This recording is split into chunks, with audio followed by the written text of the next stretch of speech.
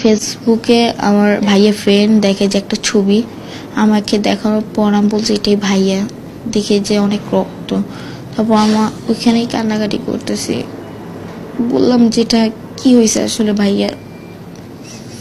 তখন জানি না যে ভাইয়া নাই, আম্মু আমাকে বলে নাই যে তোমার ভাইয়া নাই, কেউ ফোন দিও জানায় নাই।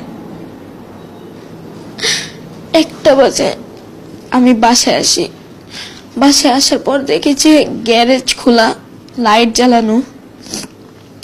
আমি সবাইকে জিজ্ঞেস করতেছি কি হয়েছে, আমাকে সবাই জড়ায় ধরে কাঁদতেছে। আমি বলছি কি হয়েছে একটু বলো, আমাকে বলতেছে না। আমাকে উপরে 6 তলায় নিয়ে আসছে জোর করে এনে বলে কিচ্ছু হয় না, তুমি শোও, তোমার ভাই আসতেছে।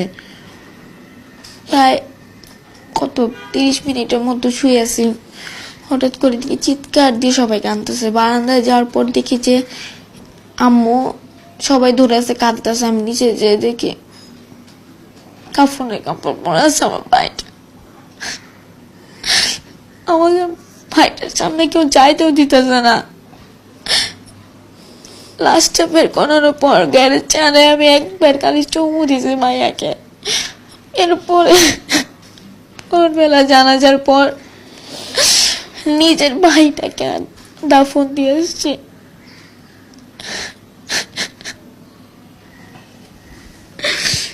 একটা ভাই ছিল, এখন একা হয়ে গেছে।